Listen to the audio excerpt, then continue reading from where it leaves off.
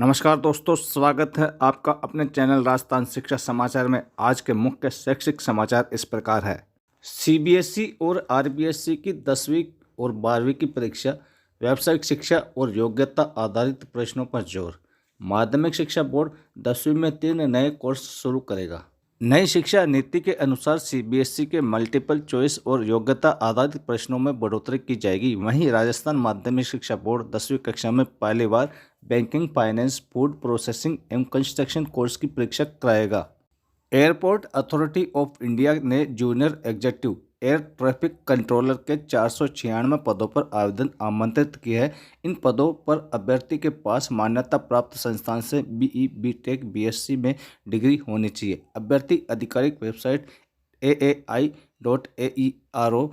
पर 30 नवंबर तक ऑनलाइन आवेदन कर सकते हैं। फाइलों में दबकर रह गई प्रदेश में 3 स्पोर्ट्स स्कूल खोलने की योजना। वर्ष 2019 में हुई थी घोषणा, सरकार ने नहीं दिया ध्यान।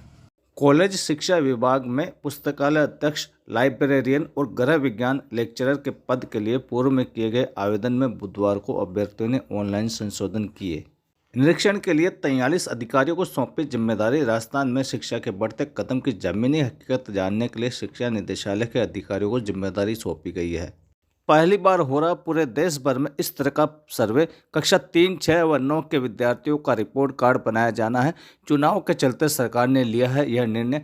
स्टेट एजुकेशनल अचीवमेंट सर्वे आगामी आदेशों तक स्थगित।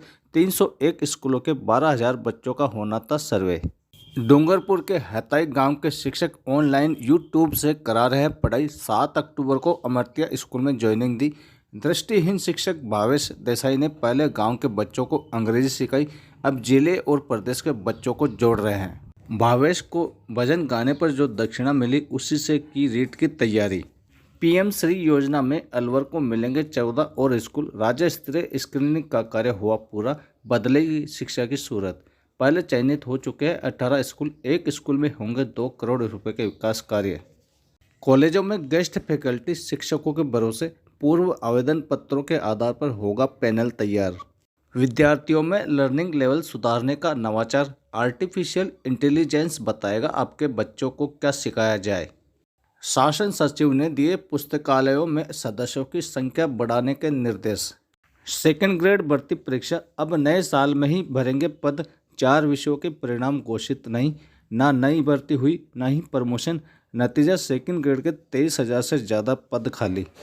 लॉ कॉलेज में प्रवेश, एलएलबी प्रथम वर्ष की कट ऑफ जारी। स्कूलों में नवाचार, दूसरे प्रदेश की भाषा बोलने वाला बच्चा बनेगा 1 दिन का शिक्षक। भाषाएं एक भाव अनेक स्कूली बच्चों को करवाएंगे दूसरे प्रांतों की संस्कृति, खानपान व बोली से रूबरू। विभिन्न भाषाओं में बात करने वाले बच्चों के वीडियो एनसीईआरटी पर होंगे अपलोड। सरकार ने आनन फानन में खोले थे 13 कृषि कॉलेज, सुविधाएं अब तक नहीं जुटा पाए। कृषि शिक्षा के नाम पर सिर्फ खानापूर्ति, बिना प्रायोगिक कार्य के ही विद्यार्थियों को मिल रहा है आधा अधूरा ज्ञान। प्रैक्टिकल के लिए भी 100 किलोमीटर तक जाना पड़ता है। दिव्यांग विद्यार्थियों को मिलेगी हवाई यात्रा की सुविधा। 9वीं कक्षा से उच्च शिक्षा के दिव्यांग विद्यार्थियों को मिलेगी छात्रवृत्ति। आवेदन शुरू। टॉप क्लास छात्रवृत्ति के आवेदन 31 दिसंबर तक कर सकेंगे। सीबीएसई दोनों कक्षाओं की सैद्धांतिक परीक्षाएं 15 फरवरी से शुरू होगी। प्रत्येक विषय के लिए अधिकतम 100 अंक होंगे। 10वीं 12वीं की प्रायोगिक परीक्षाएं व इंटरनल असेसमेंट 1 जनवरी से। देश भर के विभिन्न शिक्षा बोर्ड के सिलेबस से लेकर मूल्यांकन प्रक्रिया को बराबरी पर लाने का हो रहा है प्रयास। देश के सभी शिक्षा बोर्ड्स के लिए कॉमन गाइडलाइंस जारी कर सकता है एनसीईआरटी। बच्चों की क्षमता का समान रूप से किया जा सकेगा आंकलन। नवंबर के अंत तक गाइडलाइंस जारी होने की जता रही है उम्मीद। शाला दर्पण रैंकिंग, राजसमंद 10वें और प्रतापगढ़ 18वें स्थान पर। 2 माह में 29 पायदान की छलांग। प्रदेश में उदयपुर की 4थी रैंक। हाई कोर्ट ने आरएएस एवं अधीनस्थ सेवाएं भर्ती परीक्षा 2023 की प्रारंभिक परीक्षा के परिणाम और उत्तर कुंजी को चुनौती देने वाली याचिका पर आरपीएससी सचिव से जवाब तलब किया है। राजस्थान हाई कोर्ट क्यों न याचिकाकर्ताओं को आरएएस मुख्य परीक्षा में शामिल कराया जाए, परिणाम को लेकर आरपीएससी सचिव से मांगा जवाब। कॉलेज विद्यार्थी अब 16 नवंबर तक ऑनलाइन फीस जमा करा सकेंगे। खाद्य सुरक्षा अधिकारी 4 साल बाद भी इंटरव्यू शेड्यूल जारी नहीं। राजस्थान लोकसेवा आयोग की ओर से 98 खाद्य सुरक्षा अधिकारी का इंटरव्यू कार्यक्रम अब तक जारी नहीं हुआ है।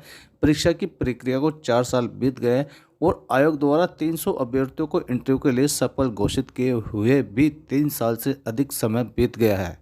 ये थे अब तक के शैक्षिक समाचार। दोस्तों, वीडियो पसंद आया तो वीडियो को लाइक करें और अपने दोस्तों के साथ शेयर करना ना भूलें और हमें ऐसे ही सपोर्ट करने के लिए चैनल को सब्सक्राइब करें। धन्यवाद दोस्तों।